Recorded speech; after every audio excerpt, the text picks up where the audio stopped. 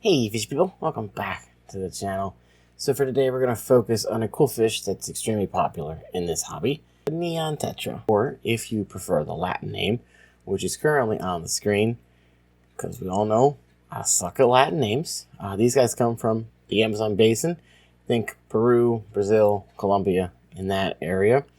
Now the waters in this region of the world are extremely acidic. pHs have been recorded as low as 0.4 in certain areas.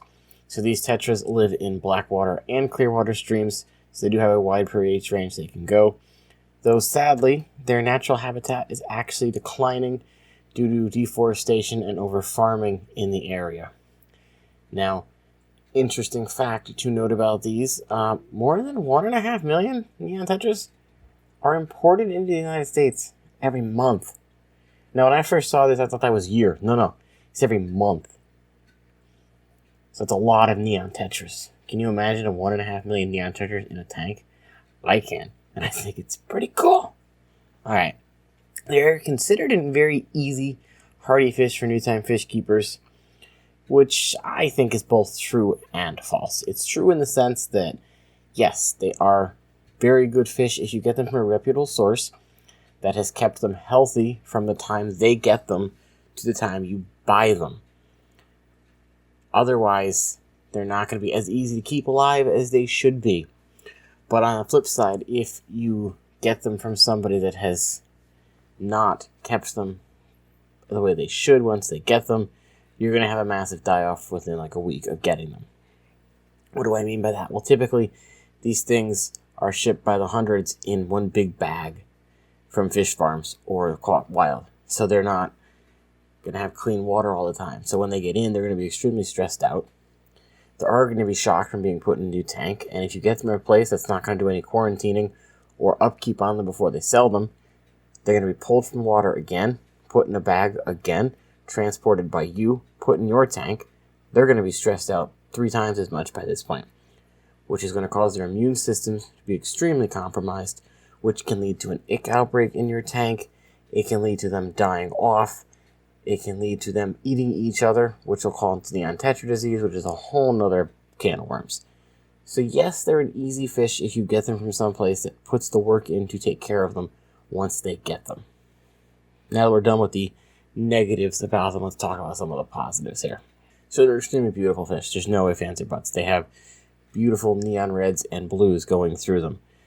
Bottom part's going to be, it's kind of like 2 triangles smushed together. Whereas the cardinal tetras, you got the top part is one color, the bottom part is one color. This is like if you had 2 triangles smushed on top of each other, you got blue and red. They do look stunning. They're extremely peaceful. They're not going to have any issues with any mates in your tank. They're only going to max out about 1.5 inches in length, which does make them one of the smallest fish in the hobby. They do have a lifespan of about 8 years, which is longer than the cardinal tetra. So they're smaller than the cardinals and longer living than the cardinals. Minimum tank size for these, you can get away easily with a 10-gallon tank in a group of 10 of these, because they're going to stay small. They're going to be adaptable to your water, so you're going to be able to do just fine to 10-gallon. Now they'll benefit from live plants, things like anubias, java fern, some driftwood in there. You're going to have a wonderful scaped tank without even trying, and the fish are going to love it for you. They're going to love you for it. Water temp wise, 70 to 81 Fahrenheit. pH, anything on the acidic end up to 7, and you'll be just fine with these, because of course they are from the Amazon and they're going to like more acidic water. They also do prefer a more dimly lit tank, because again, black water fish. So that goes hand in hand if you want to get your hands in plant keeping and fish keeping. Anubias and java fern are both low light plants, so you don't have to stress out about getting a super powerful light. You can get away with a standard light and be just fine.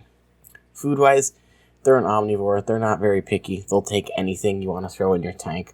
If you want to get, crazy and have a nice diet for them, do a flake food, like an extreme community crave. For a flake food, do a Hikari micro pellet or Hikari micro wafer. You can do Hikari freeze-dried bloodworms, freeze-dried, frozen, live, Daphnia, live baby brine.